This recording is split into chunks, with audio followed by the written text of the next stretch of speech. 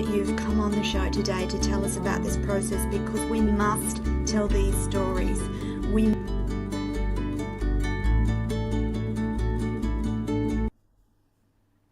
Good evening, America, and good morning, Australia, and welcome to everyone all over the world. You're back on the Author and Artist Hour. I'm your host, Tony Lontis, and my gorgeous co-host, Kez Wickham St. George, will be joining us with our special guest today.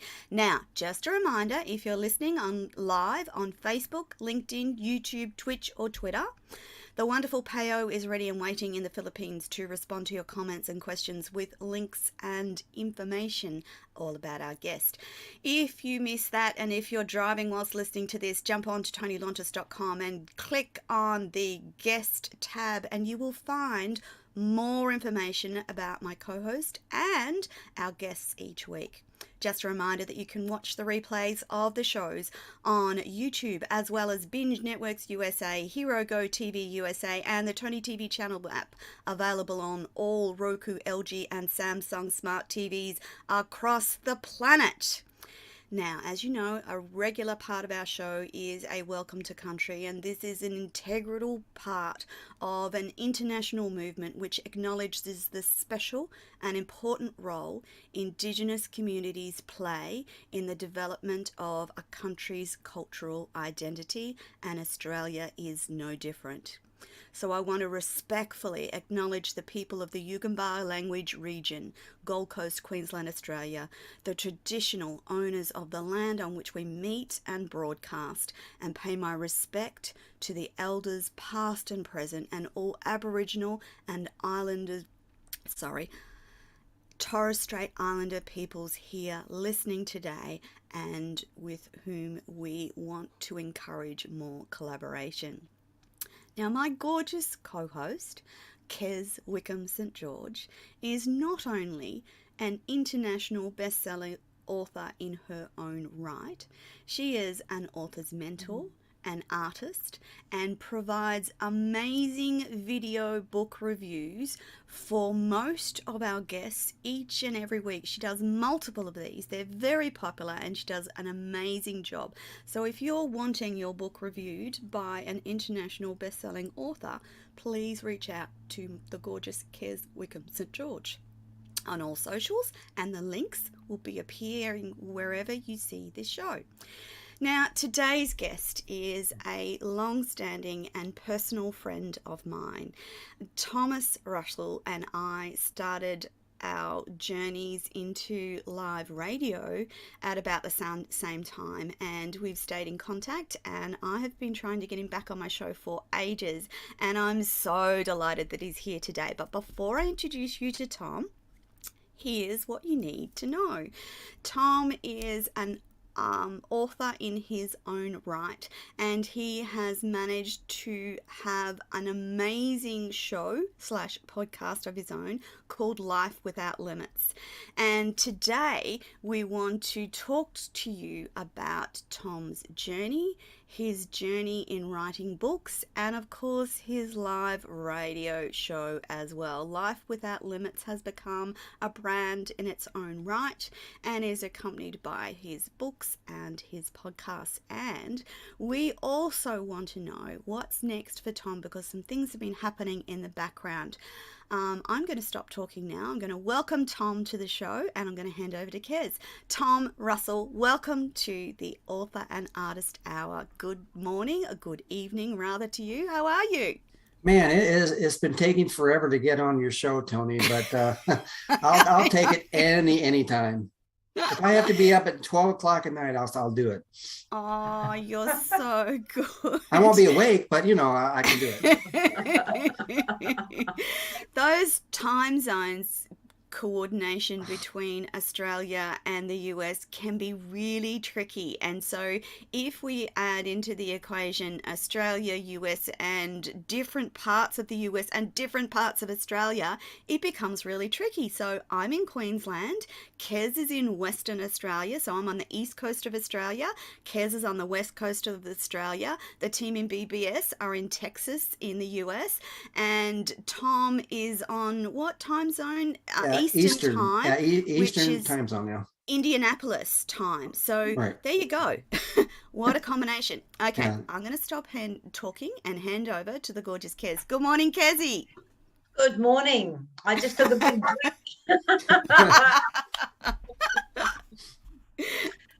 Tom, how are you? I am just awesome. I'm looking forward to this. Oh, good. Now, I have some questions for you. I had them all typed up. I'm all ready to ask you, but we've already talked, and I've had to take a couple of those questions off. But but the first one I had for you was you wrote a book about a young boy called Finding Your True North. Is that correct? Yeah, it's Finding Your True North, a bullied teen's journey of hope. That's the subtitle there. Okay. So this child was relentlessly bullied, causing him to have no sense of worth. And as a writer myself, sometimes I find my own life experiences interfere with what I'm writing, and I get quite angst about the whole thing. Do you find that in your writing? No, absolutely not. It was more of a catharsis for me. But this is a fictional book, but there's some elements of nonfiction part of it, a story of my life that I went through when I was a kid. I don't know if you can see this now, but my nose, what I consider was really big. It stood out. Now both of you are now looking at my nose. Now I bet you are, aren't you? No, we are not. Well, I was very self-conscious of it, and and then people in middle school would say things like, "Your nose needs its own zip code. Your nose arrives in the room 5 minutes before you do." All these different things that it affected me, and I didn't respond. That was my problem. I didn't respond because I got insulated in myself, and I just kept it in. And I never told anybody about it until I started talking to kids in an organization called 5-Star Life, where I just felt like I needed to tell people how I felt about myself at the time. And with the book, I wanted to write about things that the kids are going through, because I work with middle school kids with 5-Star. And the 5 things, the core values that we talk about with these kids are sacrifice, integrity, respect, responsibility, and courage. And we also talk about bullying. I wanted to tie both of those things together where, Tony, you know this because we've talked about this before. I focus on the bullying aspect of everything. Not here's tip 1, here's tip 2, here's tip 3, how to stop a bully. The biggest thing is how do you work on yourself to get up your self-esteem. Correct. And you have to do that before you even go up against the bully, because bully preys on weakness, and that's part of your weakness, is because you don't believe in yourself, you don't feel like you're worthy.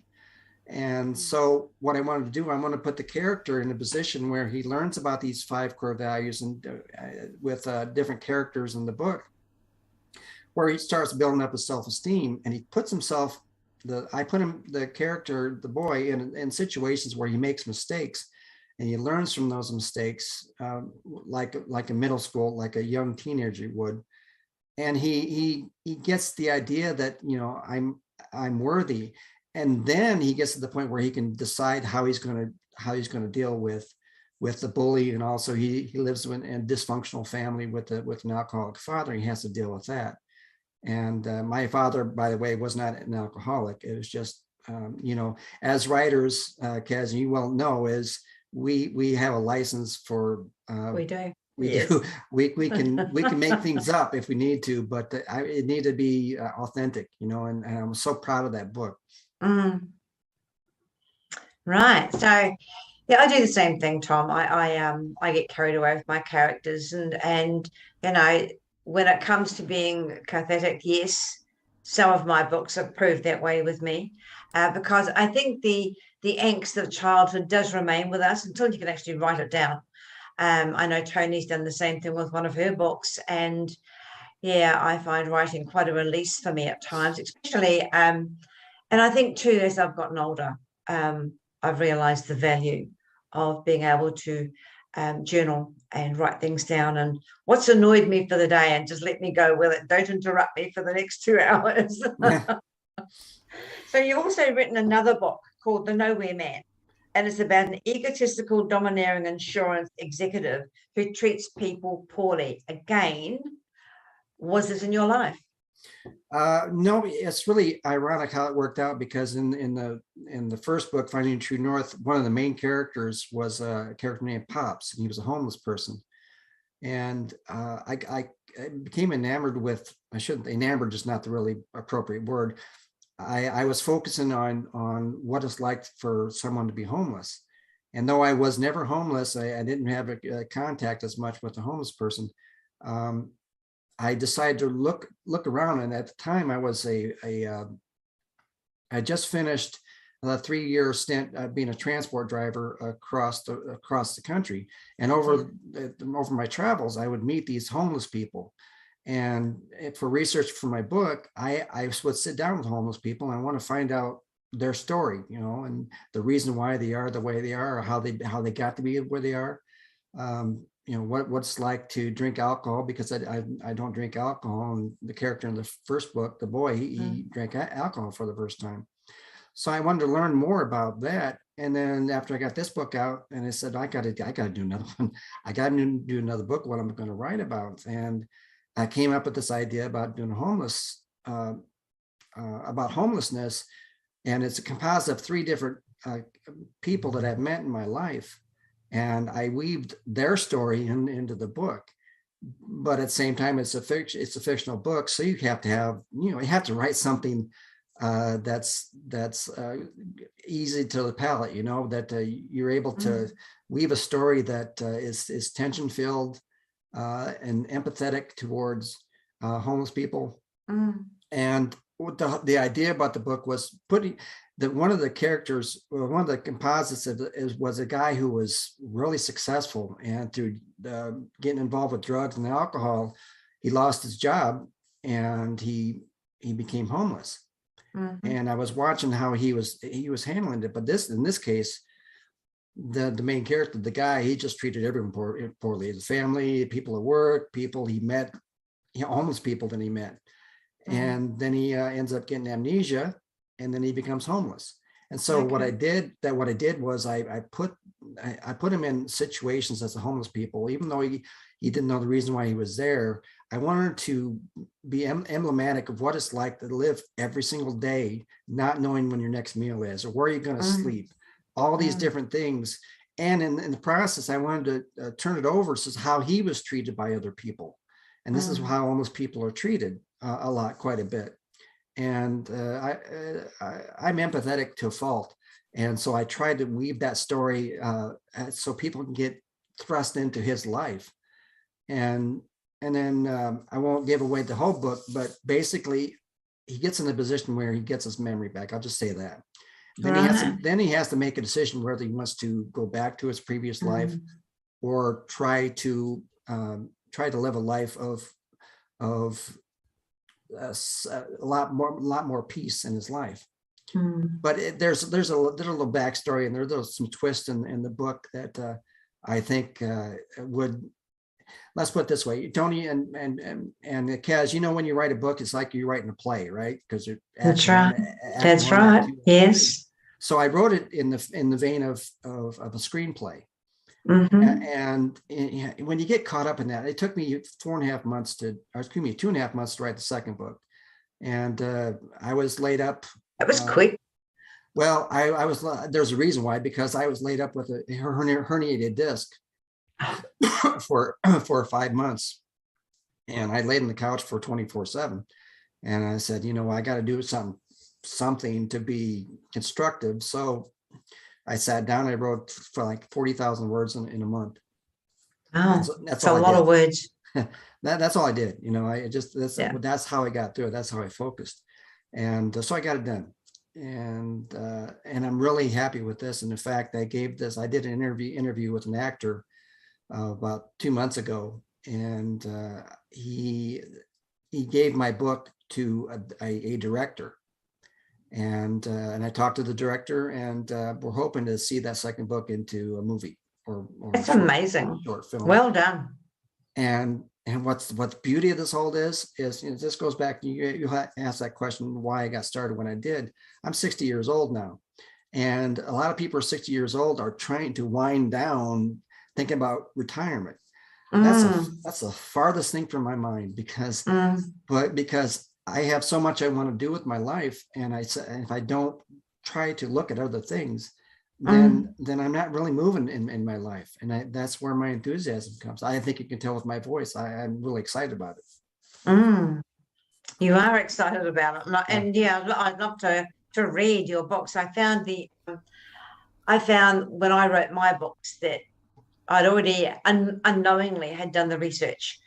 I had been involved I wasn't homeless, but outside where I worked, there were a lot of homeless people. What I found amazing was they actually were a village. They weren't just homeless. They had become a family, even though there was children roaming around the tents, and there were just little pup tents. And actually where I live in WA in Rockingham, I don't know if it's still there, but there was an old picture theatre parking ground, and they found the homeless had congregated there as well. So they were just outside McDonald's, where they had free showers and toilets. But on the other side was the most beautiful beach in the world, and they had a 24/7 holiday. It was just, sometimes you look at it and you think, wow, what a lifestyle. So yeah, there was a little bit of not so much research, but I was involved. You kind of have to do that. You can't write about it if you don't have any kind of experience with it, not necessarily being homeless, but you have to put yourself in that person's position. And whenever I do anything, with my radio show, I get immersed in researching my guest as best as I can. So when I do the show live, then we're all ready to go, because I know more of their backstory, and it makes for a richer conversation. And that's what I really enjoy about doing the show. Tony. Tom, first and foremost, I'm just so grateful. Number one, for our friendship. Number two, I've read both of your books, and they're cracking stories. And number three, I think that one of the things that bonded us in the first instance was that story around childhood bullying and how it impacts on your life. And I remember talking to you about the impacts of, not being able to smile like other people, and that interaction that it involves. And then the longer self-worth, self-esteem, self-worthy conversation that sometimes takes us in decades down the track before we feel remotely worthy. And so for you and I, that was in our 40s and 50s, and now into your 60s, before you go, actually, I'm a unique and worthy human being, and every single child on the planet needs to have that embedded in their life, that it doesn't matter what you look like, where you come from, you've been gifted a uniqueness that is not replicable across the planet. So don't let anyone take that away from you. And in talking about that, what happens as we age, I think, and Kez can speak to this as well, I love aging. I love the wisdom that comes with age. I haven't always liked the lessons that have come with age. Some of them are and still are incredibly challenging and difficult. But you get into your 50s and 60s, and there's a comfortable confidence that comes with the age you are and the wisdom that you've gained along the way. And I think that that's a precious gift as we age. And I know, Tom, that you didn't start even writing until you were 52, and you've accomplished amazing things in the short time that we've known each other. And one of the things that we've always talked about is that about our dreams. And I know from our early conversations that you'd almost given up on your dreams. And our conversations were often around me saying, don't give up, Tom. Please don't give up, Tom. Please don't give up, Tom. Please don't give up, Tom, until you started to get it and started to, there was a change I saw as our friendship progressed. I could see the changes that Tom was making. So, Tom, I wanted to talk to that about what had caused you to sort of doubt yourself and give up on your dreams, and the amazing things that are happening for you now are actually testament to what happens when you reignite those dreams. So tell me about reigniting those dreams. Well, I always wanted to be a writer. I knew that Mm. back in fourth grade. The teacher, my teacher, Mrs. Evans, she encouraged me, and so I was writing, the newspaper in high school, and I wanted to be a sports writer for Sports Illustrated when I got out of college. I had all these aspirations, but I would tell people this. And here's the thing, you tell people that you're going to do something, but in the back of your mind, I'm thinking to myself, ain't no way, chunky butt, you're not going to do this. You're just not going to do it. I talk myself into it all the time, that self-doubt. And it just turned me, and I would give up. And I didn't finish college. I got a year in, and I told people I couldn't afford to go to college. But the truth was, I didn't think I could.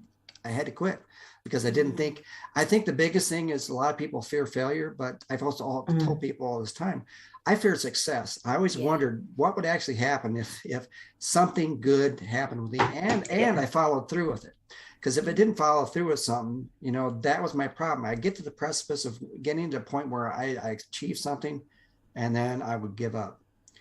And when I turned 23, I found a job through a friend of mine. I became a managing editor for a national magazine. And at age 23, that's not possible. But I walked into that thing not knowing enough about, it's called, in the RV industry, it's called RV Trade Digest. And I never walked into this job thinking I earned it, because I didn't feel it. I earned it. But I don't know what it was. I worked there for 6 years, and it was the best job I ever had. But over the course of the 6 years, I felt like I was living a fraud life. Not because of what I was doing or that I didn't belong. I just felt like this isn't the path I wanted to go. And unfortunately, the industry went into a recession in 1991. That goes way back. And so the magazine was struggling, and I was working 3 days a week, and I couldn't do it anymore. I had to move on. That was the moment I gave up on my dream. So I gave up my dream at age 30, and I didn't feel that I had anything out there that I wanted to do full time in a writing career. And again, I just gave up. I get to that point, and then when I started working with Five Star back in 2006, start working with these kids, and you tell these kids, Joe, you can do anything you want to do with your life. Let's see what you want to do with your life, and let's work towards this and everything. And I did this for, I don't know, 4 or 5 years, telling these kids this. And I finally got to the point when I was 50, late 50s or 51. And I said, what in the heck are you doing, Tom? He said, like, why are you telling these kids you can do this and you're not doing it yourself? And so in my mind, I don't know, it's like an epiphany, Tony and Kaz. I don't know what it was. It was like, you're going to start something and you're going to finish it this time. And the best feeling that you ever have when you have these dreams is you have a goal, you have a pathway you want to do it. And when I talked about finding true north, that's how I came with the title of the book was, when you have these dreams, it's way up there in the rafters, and you're trying to reach for it. And then over the course of time, as soon as you make that decision, boom, you have all these obstacles that come your way. You have these branches in this tree that you're going, and you follow that branch, and then you realize, well, let's back up here, folks. I got to come back, and I got to come back and go towards my dream, rather than saying that, going down obstacle and saying something's happening there that's going to stop me from doing what I want to do, accomplish my dream. And that's what I didn't want to do. And I said, I'll focus on this. So I finished the book in 4 months, not knowing how to. I don't know about you, Tony and Kaz. We're trying to find a publisher. That's what Google's for. But I mean, trying to find a publisher for a book is I didn't want to go the traditional way, because it would take forever to get that done. Yeah.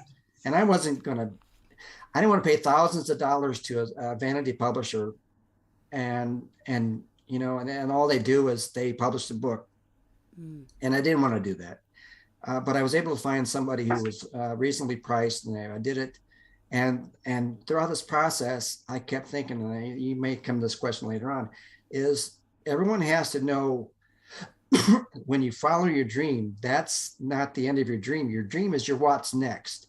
Because if you don't have that what's next, you're not going to have something that you want to go for, whether it's the book you're writing or it's a job that you're working. Exactly.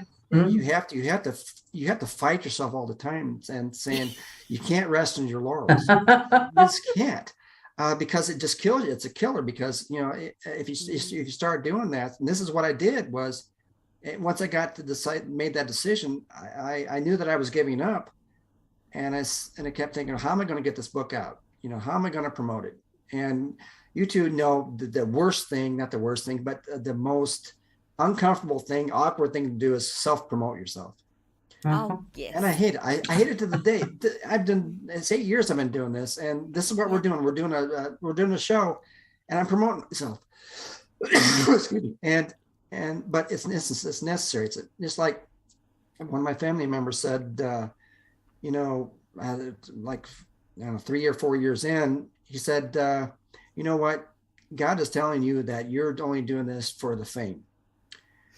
And I came back. I'm not sure if I told you this. I'm not sure if I told this. Yeah, I see you shaking your head. And I came back and said, what do you do for a living?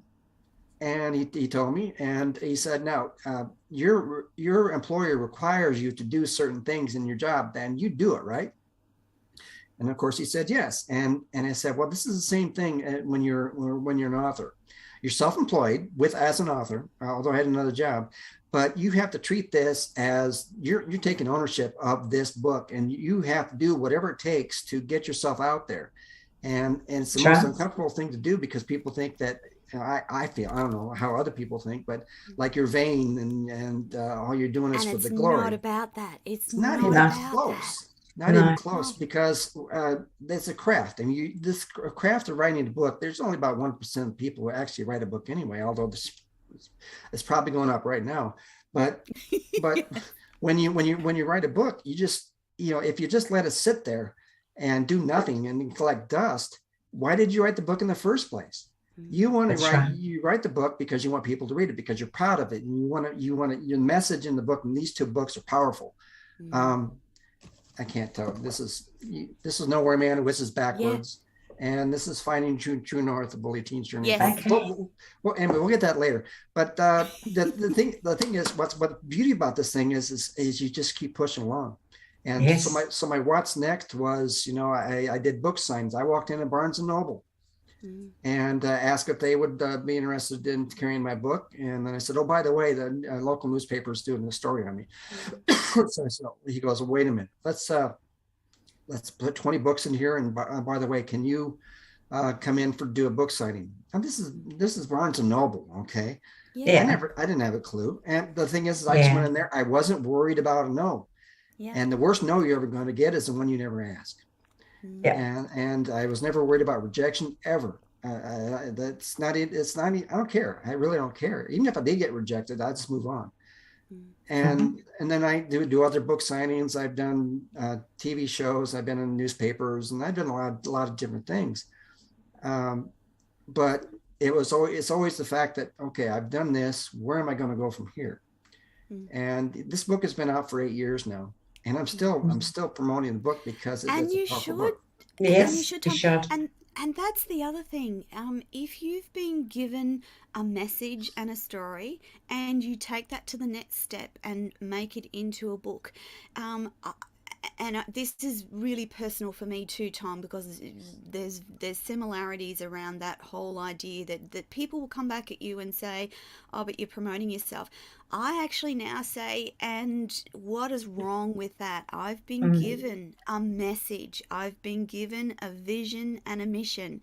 If I don't follow through on that vision and mission, someone out there suffers. And when I put it back like that, that's helped me a lot, because I, like you, Tom, struggle with that whole self-promotion. I still struggle with that self-promotion. The only way I can rationalize it in my unworthy brain is to go, if I deprive the world of the message that's been given to me, someone out there suffers. Another Mm, human being is not helped because I can't get out in front of people and talk about my mm, book, my program, whatever it is, because it's not about you. And you know that, Tom. It's Mm, not about you. It's about mm. the messages in the book, and they're powerful messages that you've written. And I'm so glad you haven't given up on your dreams, Tom. mm, Kezzy? Well, I agree with Tom. I think to promote yourself is hard. It is hard. There's no doubt about that. mm, Uh, how do I promote myself? As often as possible. I had to swallow the pride bubble and think nobody's going to pay attention to me. Who am I? And then realize that I had a message. And my message was about domestic violence and bullying. And, just that feeling, if I've helped one person in my whole lifetime, if I've helped just one person, I've done my job. That's how I see it. I don't care if I really don't care. I've done my job. I want people to read the book. If they realize that there are steps you have to take to remove yourself from different situations in your life. And yes, we all go down different pathways. And the tree you just mentioned, we all have that tree. We've all got to come back to the main trunk and think, what was my purpose? Listen to your message. It's there. It's just there. We all have it. But if we allow ourselves to wander, the message gets confused. Yeah. So my question to you, Tom, is the message. What is your actual message? My message is empathy, because I want people to know that there are people out there who are struggling, and with the beauty of being empathetic is you don't worry about what other people think, what you say, because I've sent messages to Tony before. Every Lent, I tell a story all the time, but I think it bears repeating. Every Lent for 40 days, I will send a message to a family or friend of mine, an encouraging message of hope and just encouraging. And quite frequently, what happens is I get people answer back. I said, thank you for sending this. I needed to hear that today. Mm, I'm going through all this junk in my life, and it's comforting to know that there's someone else out there who mm, cares about what's going on in my life. I don't have a clue what they're going through. I mm. don't. But there, one person I sent a few years ago, because this is my 10th year doing it, I'd sent the message and she said, I don't know why you sent this, but I need to hear that today because I don't think you know this. I was going to commit suicide. Oh dear, that's And terrible. that took me back because, I said, Tom, this is the reason why you're doing this. You don't want to do it for a pat in the back. You don't want a good acclamation or affirmation or whatever adjective you want to use for it. You do it because you want to let other people know that you care. Mm, And I think it's important, particularly in today's divisiveness in the entire world, not in Australia or United States or wherever, is because we need to let other people know that we genuinely care. And I go to restaurants, and I can see that there's a person who's struggling as a server, and I'll just get a piece of paper and I'll write an encouraging note to him. And it takes 5 minutes, guys. That's it, I know. Mm. and they generally what happens is they start crying Oh, because they don't know that someone's actually noticing what's going on. And I'm really good at watching people. all writers are. All good Yeah, writers are anyway. yeah. Watching people, listening, and listen to their story, not what they're telling me on the surface, but what's going on inside. Because I ask very leading questions about what's going on in their life, until I get to the point where I can see that what they're really struggling with. And working with 5-star, you have to do that because with middle school kids, man, particularly boys, I don't know, with boys, it takes you a long time to gain their trust to actually It open does. up to you. And so I learned that trait with 5-star by being able to do that in my entire life. And man, we went off track with this thing, didn't we? No, I just wanted to ask you a motivational question here. You say that you have an inspiring quote, and I'd like to read it. You choose your life rather than settle for mediocrity is the enemy of excellence. Can you explain? That fascinated me. Can you explain that to the audience? Right. I mean, if you think about it, mediocrity, if you settle for mediocrity as opposed to seeking excellence, not perfection, I'm talking about excellence. Because if you put forth the effort, whatever it is you're doing, whether writing a book or working or family on that life, whatever, you put 100% of your effort on that particular time that you do. And so if you choose to live a mediocre life, you're going to get mediocre results. It's simple as that. And then you get that status quo type thing. You stay where you are because that's where you choose to be. Wherever you are right now in your life that's where you've chosen to be. And I don't want to be that kind of person where I accept what's going on in my life. And I guess the biggest thing is with that quote is I chose at age 52 not to lead that mediocre life. And in the process, I learned so much about myself. I can open my heart up that much more.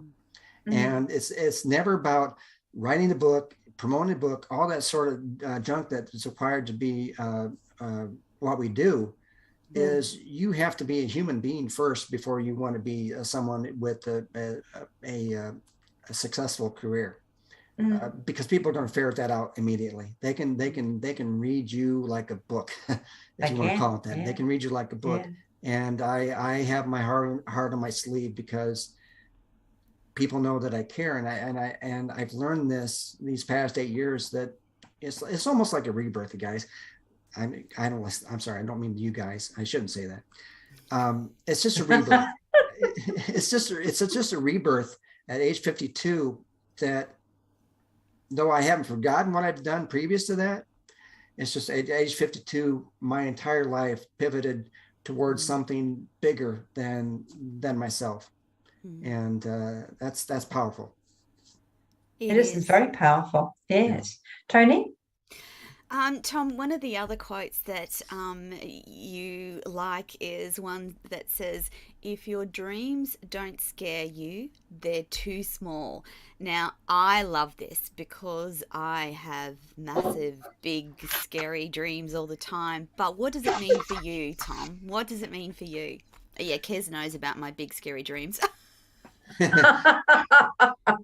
Well, let's make it that others can understand that if your dream is to wake up and crawl out of bed, and you get out of bed and that's your success, those dreams are way small.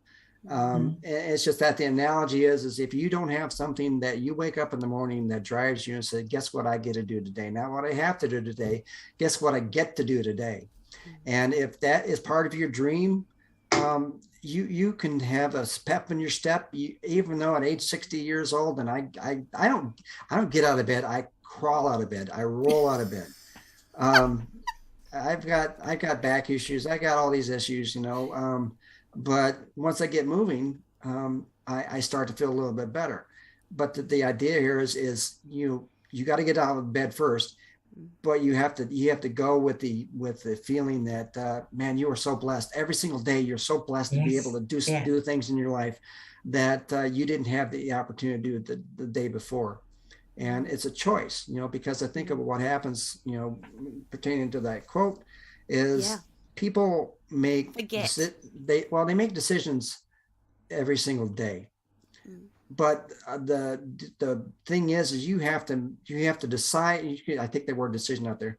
You have to go to the next level. You have to actually do it. People decide everything. I'm going to decide to go work out. I'm going to decide to lose weight. I'm going to decide this. But until you put those words into action, it's never going to work for you. And so take decision out of the equation and you just do it. Because I always tell people me that I'm wrong in this thing is, when you say you're going to try something, in your mind, for most people, I'm sure you can relate, I'm going to try it, but if it doesn't work out, at least I tried. Well, you've already got already one foot out the door saying, I'm not going to do this. And so my thing is, you don't try, you just do. Whether it works out or not, it doesn't really matter. You just do. Try. And that's a big difference in how I've lived my life. So you don't believe in doing just 50%, you do 100%. It depends on the time of day,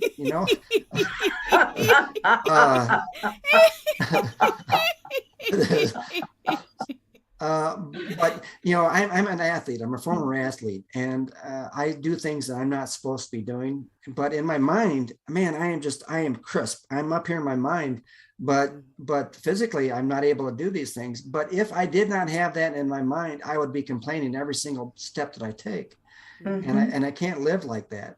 And that's why it's so important to have that dream that is not too small, where there's no substance to it, And even if you don't get the dream that you want, it doesn't really matter. A dream not pursued is a dream failed. That's right. Because you just haven't given yourself the chance to do this. And it goes back to the self-worth we all talk about. When you think you don't have that self-worth, you're just going to be struggling constantly with the feeling that when I wrote for the magazine, I didn't feel like I was worthy for that job. And that's a terrible place to be. But the thing is, I wore that mask. I wore that mask of just like, look where I am, guys. I'm an editor for National Magazine. Look where I am. I don't think I really phrase it that way, but I mean, I just kind of, when someone asked me what I did, I said, I'm an editor for National Magazine. I felt good that I could say this, but in the back of my mind, nope, Tom, Exactly. And it just, I don't want to demean that magazine or the owner or the people I worked with. It was just me. It wasn't them. It was just me. I think that goes for every single human being. And even Oprah has had those feelings in the back of her mind, and it's something we have to conquer, because I'm a firm believer we are all sent here to do something, no matter what it is. And if we don't find, and it's our job to find that something. I'm an author, I'm an artist. Recently I became a poet, and it's the unexpected. But when I was challenged with, would you write some poetry? I said yes, because I knew that it was in me to do so. And I think we have to face our challenges. We have to say yes. And you're very correct, Tom. We have to face them. I totally agree. Tony? Tom, you've got the 2 books. Is there another one coming? There's actually 3. Yay! No, is it 3 or 2? Well, there's one it's on the back burner, but I've enjoyed my 3-year stint with the radio station. I was not thinking, if I was able to let other people know what these stories were about, so what I wanted to have a collection of stories individually from all these different guests that I had almost like a chicken soup for the soul, and put their story on there in written form. Yeah. And I have different categories. I talked about Life Without Limits was, it's, I mean, the people I've met, they've become best friends with me. And Life Without Limits basically is, we hadn't really delved into this, but it's about people who've overcome challenging circumstances in their life, and they've overcome them. And in the process, they inspire people. And I'm always about solutions, and we talk about the problems that they had, but we find out how they got over it and find the solutions to life. And I felt like, I didn't want it to be a one-off with these people. I wanted to put them in a position where their story can last forever. And I think a book would do this. Yes. And so that is almost like a chicken soup for the soul. Yeah. And I think that would be it would be something incredible. So definitely another book coming, and there's a movie in the background. I see an Kez and I, anthology actually, Tom. yeah, I was Yeah. just going to say an anthology. Kez is great with that stuff. Kez also is delving into the movie realm as well. Her prologue of has been made into a short movie, and I can't wait to see it. Actually, I have to say that it's one of the highlights of my years, hoping to get to see this little movie. Kez and I are actually, you might know, Tom, Australia's been pretty much locked down, and Mhm. Kez and I have never actually met in person yet, just because of what's been going on with Mm. COVID. But I'm going to Perth on the other side of Australia to meet with Kez and do a retreat coming up in May, which I'm incredibly excited about, and which we get to meet lots of authors and artists. But there's something about what happens when you commit to writing a book and you actually write it. And as we've talked about before, it's not actually about you, it's definitely about your message. And Tom, I want to just let the audience know that not only did you run your own show, Life Without Limits, for 3 years, you've got the books, but in the background of all that, the lovely things that you do for the people in and around your life. And I Yes. know Mm. I've been a reciprocant of those beautiful messages myself, which have always come at times when I've needed to hear it. But there's your work with young people as well, which we have only just touched on, Mm. and the way that you engage with them, the way that you support them, the way that you encourage them, and the way that you get them to focus on some of their dreams. That's powerful work in its own right. So now that the radio show has finished, in the immediate future, what's next? Well, I don't want to go into particulars, why I'm not doing the show, but Yeah. um, I There's needed to, valid reason. There's yeah.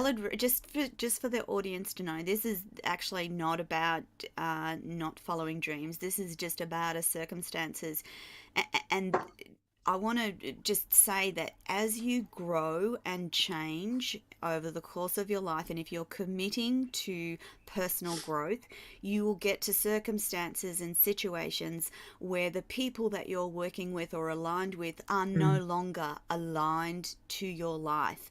And I guess that's a little way, a description of what's Mm. happening with Tom around the show.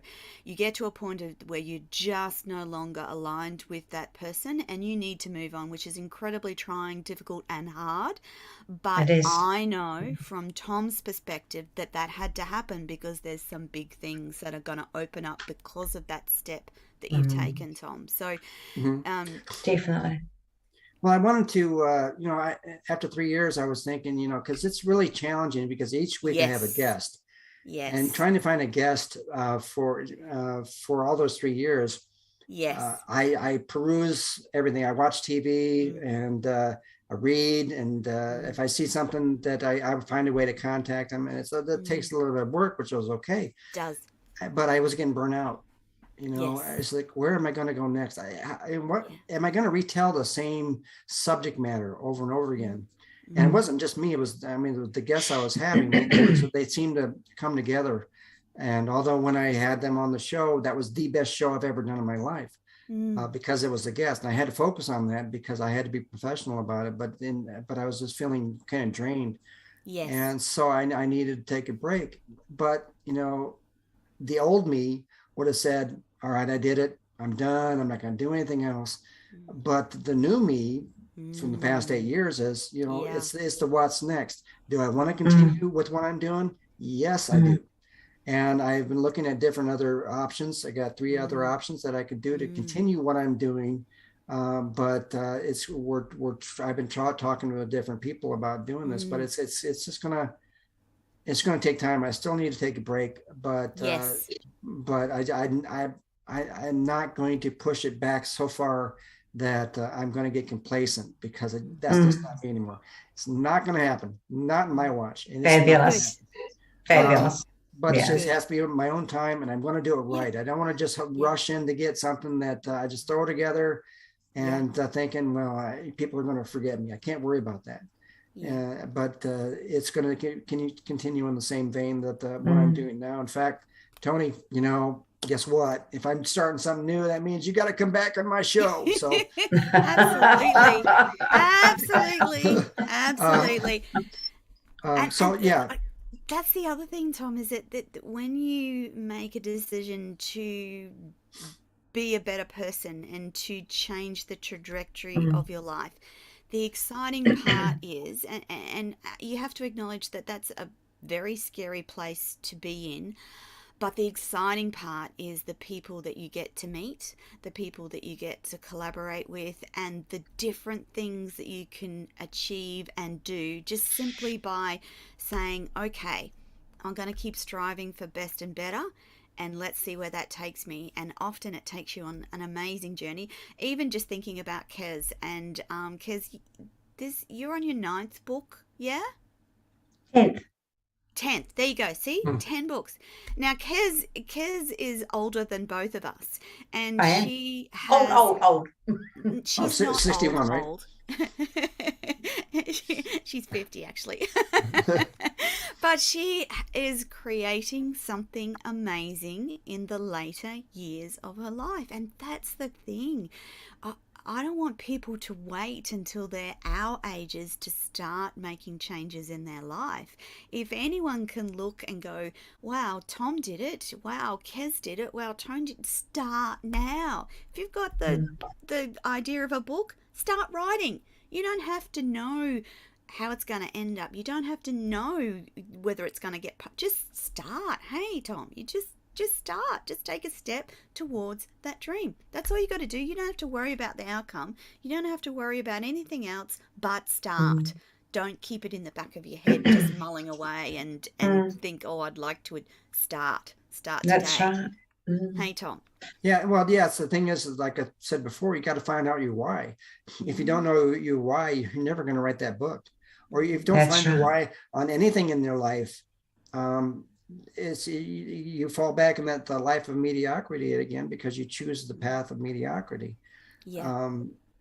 And when you find out that why and make a goal, say ending destination for the thing, because I've talked to so many different writers and or wannabe writers, and I'm sure both of you too as well, because people ask, I want to write a book, but I don't know how to do it, or whatever it is, and you just do it, and you say, That's I'm going to get it done in X amount of months, or whatever it is, and you find a way, because That's right.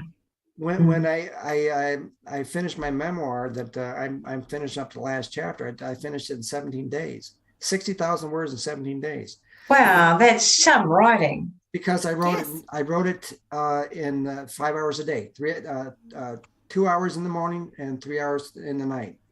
And you set yourself that timetable too, Tom, if I remember correctly. Yeah. You went, this is what I'm going to do. I'm going to write for this 2 hours. I'm going to write for this 3 hours. And you did it each and every day. That's action towards a dream, isn't it? Yeah, and you don't have to do it as fast as I did. Yes. But it's like, even if you write 15 minutes or you write 1,000 words or 2,000 words and set that limit, I can never do that. I get on the computer and I'm gone. I just go. I think Kez is the same. She starts writing and it's just keeps going. Now I do an hour in the morning, 2 hours at night time. But I also have a husband to look after. Well, yes, he's definitely looking after, but I like to keep him company. Careful words. But I will say one thing to you, Tom. It's a good thing. Hello, how are you? I will say one thing to you is working with children. I actually worked with children as a teacher in my early life, and I found the only way that we can find our why is to teach the young ones their why. Show them how to find their why. Later on in life, when I became a writer, and then I realized I had to mentor people. And I have she was 12 when she came to me, and she's now 16. She's written 2 books. She's still, she found her why. And she said to me, without you, just being there and listening to her story. And that's where I see you, Tom, is helping the young ones find their why and listening to their story and helping them correct it, because that's the biggie. Helping them see the light at the end of the tunnel, which is a correct way of thinking. There is so much negativity around us, even in today's news. I mean, I don't even watch the news anymore. I can't be bothered. There's just so much negativity that says violence, brutality, rah, rah, rah, it just goes on. So when you get a child and you can guide them, not mold them, to me that's religion, but to guide them into finding their why, that's enormous. I don't think anyone realizes the enormity of what you can do.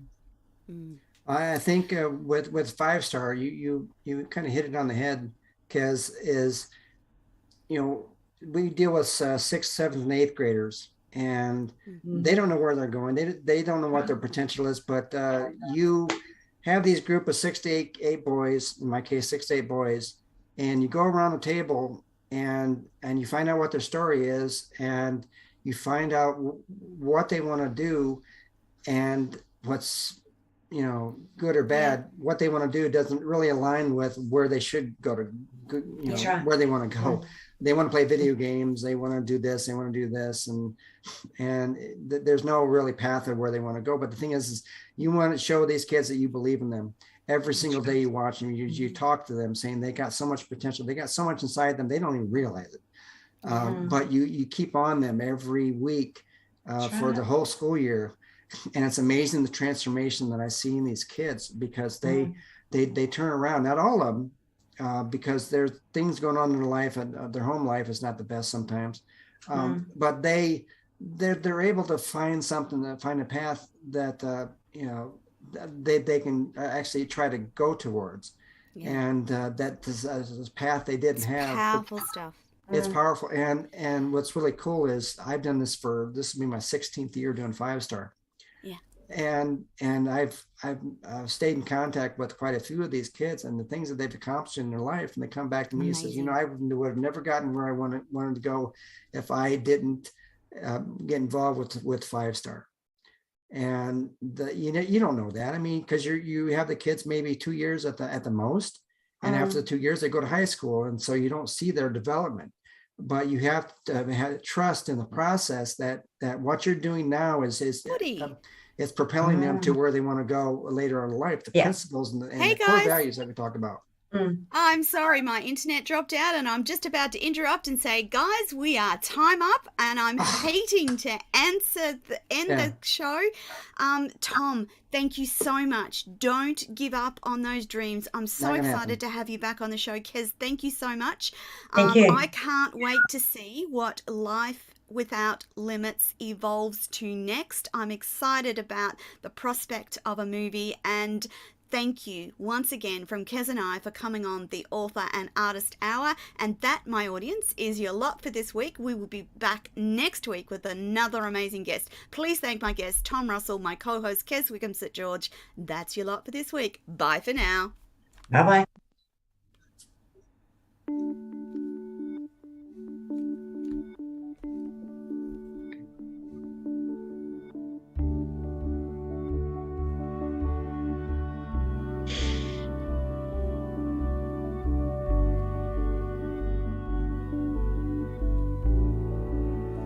I'm so grateful that you've come on the show today to tell us about this process, because we must tell these stories. We